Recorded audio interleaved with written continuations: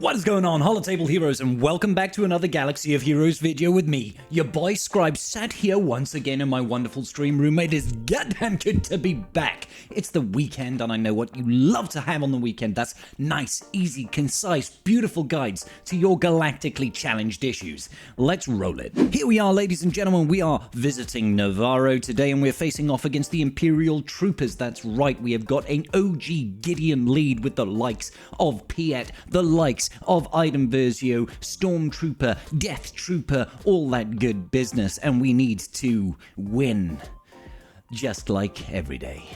Good. Okay, so what are the feats? We need to win the battle. We need to win the battle with Mercenaries. Okay, we need to win with one light side, one dark side surviving. We need to win the battle with a 7-star Omega, the brand new Marquis, if you have had her.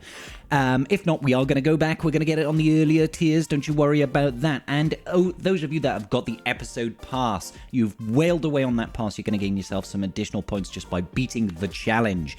What are the modifiers? The global is Remnants of Power. Whenever a character inflicts a debuff, they're going to get a stack of Imperial Rule, which can't be copied, dispelled, or prevented. So you are definitely getting that Imperial Rule. What does it do? Gives you 2% offense and potency per stack. It's not too bad. The player has got the Freelance modifier. This is a new one, guys. At the start of their turn, if a mercenary has more than 4 buffs, all mercenary allies are going to gain 10 stacks of Soldier of Fortune. At the start of a turn, if an enemy has more than 4 buffs, all mercenaries allies are going to lose 25 stacks of Soldier of Fortune, and whenever a mercenary ally gains 100 stacks of Soldier of Fortune, the next special, the ability they use, will insta-kill the target and consume all stacks of Soldier of Fortune from that ally. Whenever an enemy is defeated, mercenary allies are going to gain 25% crit chance, defense pen, retribution for 1 turn, and whenever the health of a mercenary ally with more than 20 stacks of Soldier of Fortune is reduced to 1%, consume all of their stacks, and they recover 100% health and protection. Basically, stuff happens with mercenaries. Alright? Good. I'm glad we're all on board. The enemy has got endless ranks. At the start of battle, they gain a stack of endless ranks. They get actually 3, to be honest. So what does that do? Gives them a revive when you defeat them, and it can't be prevented. This is like the zombie revive, so even if you kill them with weapons tech on Watt, or gas lead, or if you kill them with an execute from Boba Fett, or if Jango Fett's got a Zeta who kills him in his turn, it don't matter, they're coming back at least 3 times, or something like that. Anyway, let's go start off with a full team of mercenaries. What I want you to do is to grab your R9 Baylan skull with your Shin Hati and your Marok, and you just go and hit it. Of course, I'm not going to say do this, guys. You're not all massive whales.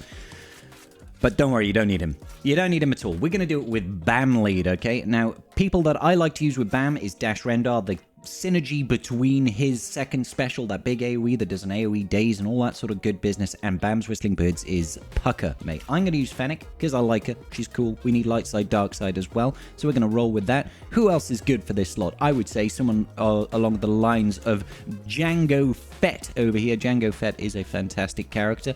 And finally, the pièce de résistance is Cara Dune. She is the MVP of the show, guys.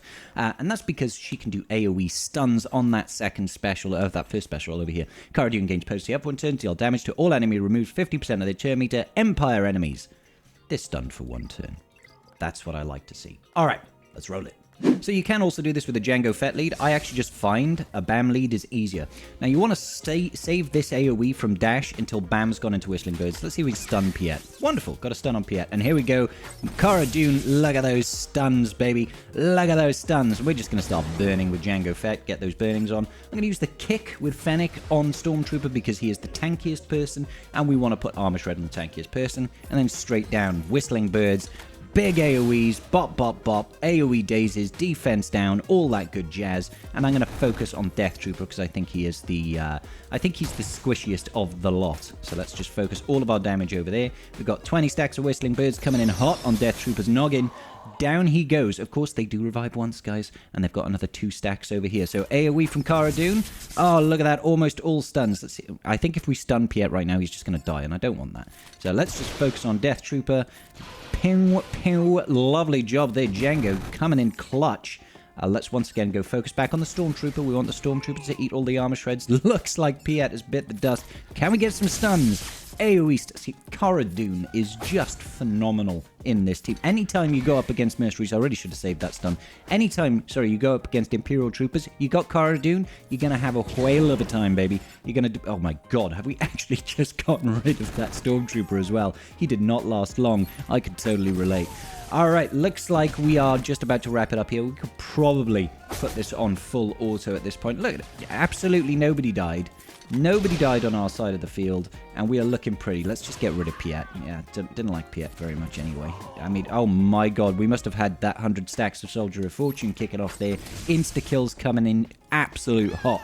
Oh, Item Versio dies, revives, and thinks, oh my god, what am I going to do?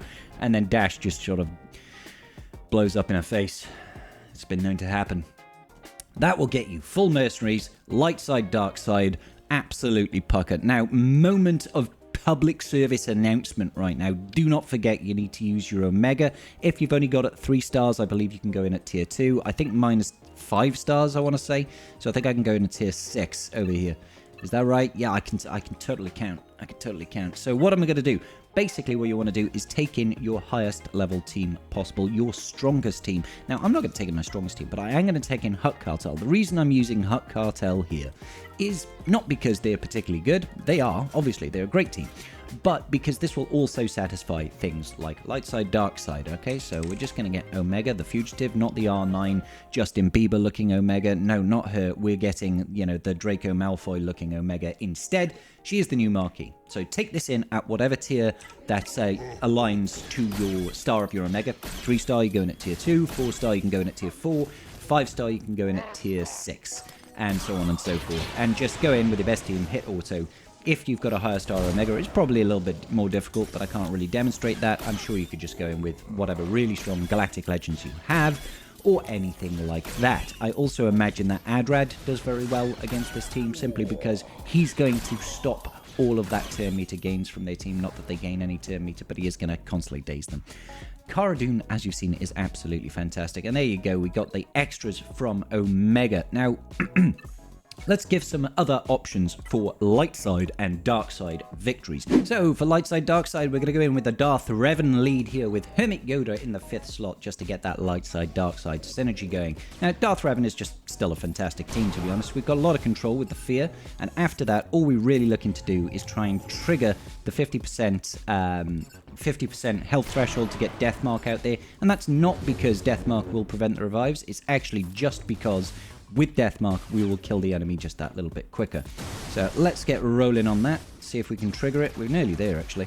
We're nearly there. Oh, yeah. See, I could do the life drain, but I'm just going to hit him just to get that Deathmark triggered. Wonderful. Deathmark triggered means faster defeats. He does have shock, so let's do some AoE damage over here. Let's get a big heal out of Hermit Yoda. Let's double tap on the Gitters. He is going to revive. We'll life drain on Gitters as well, just trying to get through all those stacks of I can't remember what it's called now.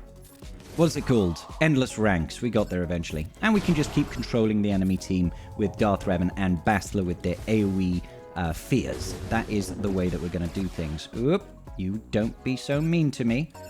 Do not be mean. Get that fear going once again. I don't really want to... Yes. I was going to say I don't really want to trigger any more fears and get them out of that fear lock. Let's see if we can get the stun on Versio. Brilliant timing for that stun over there, and we've gotten rid of you. Wonderful. I want to leave that stagger on Piet to let him build up a little bit more turn meter before I knock him back down again. Let's keep us healing. I mean, this is looking pretty reliable, I'd say. Maybe a little bit hairy in the setup, but I think after a while you should be absolutely fine. A couple of restarts might be required here for success to come through, but I think overall we should be okay.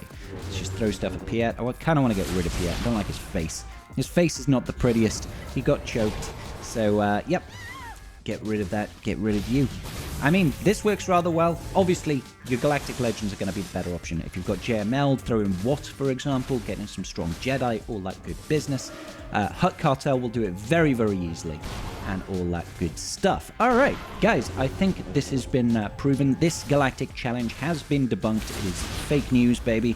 We got it done, we got it sorted, and I think that's going to be about it for today's episode of Galactically Challenged. I hope it was useful to you. If it was, please do take a moment and hit that like button. As many of you know, me and Mr. Scribbles are on an IVF journey right now, and every single like, every single comment, every single person that watches this video pushes it out to the YouTube algorithm to get more eyes on the channel. I'm not here asking for your money, I'm just asking for your support. If this video gets viewed by more and more people, I get just a little bit more ad revenue to help me with the frankly large debt that I've got into in order to fund this, just so Mr. Scribbles and I can start a family. So it would be greatly appreciated, guys. Share wide, share proudly. I will see you all in the very next video. Peace out, and may the Force be with you.